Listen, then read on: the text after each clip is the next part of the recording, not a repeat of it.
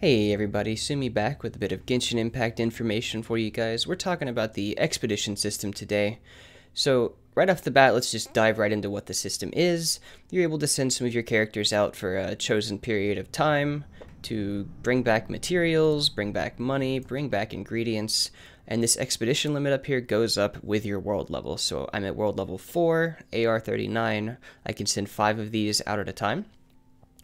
And I've spoken to a few people who have been watching my videos, and it turns out they don't really use this system very much. I think a lot of people are sleeping on the expedition system, and I believe a big portion of the reason is probably because you pop in here, you see 4 hours for a carrot and a radish, 4 hours for Mora and all that, and a lot of times you might just glance at this, think it's crap, and then, ignore it. But what people might not be realizing is that you can adjust the timer here up to 20 hours, which is what we want to do. So at the moment you can see I've got 2 characters away for the 5,000 Mora reward, and I've got 3 characters that are going for the mining. And this is very important, and we'll discuss why in a moment.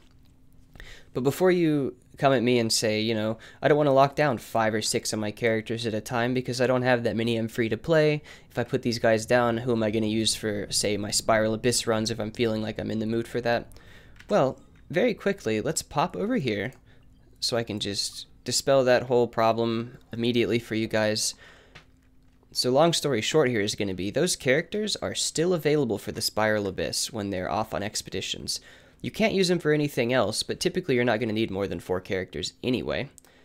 But if you pop in here, when I quickly show, you can assign all of these characters that I've got away for expeditions to your teams in here. So they are not totally locked down. You can still use them where you need them, and you can continue to explore the world with your main party. It's really not as much of an inconvenience as you might think. But popping back over to Mondstadt, I want to discuss why this is so important.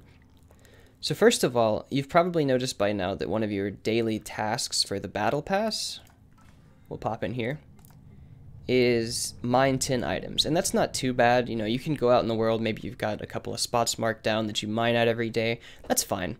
But it turns out that claiming the mining materials every day from this expedition system counts towards that mining. So if you're just doing what I'm doing, which is keeping this rotated once a day, I don't stay too on top of it. I don't try to get it the second that the expedition finishes. I just make it a part of my daily routine when I log in to do my 4 daily quests, talk to her, turn it in, and then basically right here, same screen, you can go ahead and touch on this. It'll be lit up yellow when they're done. So just part of my daily routine, instead of running around looking for things to mine, I just pick up my expeditions, it counts for the 10 mined materials, and we're good to go.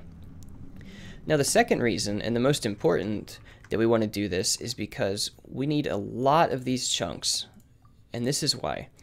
You can see my forge queue is full. I've got 5 of these going at any given time, as best as I can. You can see I'm actually low on these crystal chunks, but we just finished up a total of 20 of these guys. Let me just go ahead and claim these out of here real quick. And each of these weapon EXP enhancers is 10,000 weapon experience. So at the moment, you might have quite a few of these already and be thinking you don't need to worry about it. I can assure you, as you forge more weapons, as you try to push weapons for your 8 characters for the Abyss, you're going to run out of these. One of these costs 50 more, which is nothing, but it takes 4 crystal chunks. So if you put in a max queue, it takes 20. So if you're queuing up 80 at a time, you're going through, let's see, what is that? 20, 40, 60, 80. Is my math just wrong? No. So you're spending 80 of these for 20 of these. Okay, that's where I was getting mixed up. 20 of these is going to cost you 80 crystal chunks. We'll go ahead and queue it up to show you guys what that looks like. Bada boom, they're all going. Lots of weapon EXP. So the reason this is important is if you're staying on top of this and just rotating these expeditions with your dailies, you get roughly 157 chunks per week. That's assuming you get 7.5 is the number that I'm using here. As you can see, if you set it for 20 hours, you get 7 to 8. So we're just going to call it 7.5. If you're doing 3 of these a day for an entire week, you end up with just shy of 160.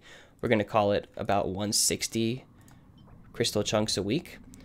160 crystal chunks a week roughly translates into 400,000 weapon EXP.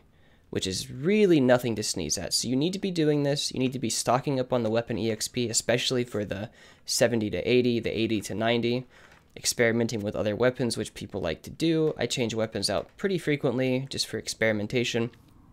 You're going to be running out of this stuff. You're going to need more of the EXP. So just do not sleep on this system. You have to keep running your expeditions. The extra more is not too much, but 10k more a day is nothing to sneeze at either. 70k a week. It really helps. Anyway, if you learned anything new, please leave me a like. I really appreciate it. Subscribe if you want more of this stuff in the future. And I'm out of here. Thanks very much for your time, guys.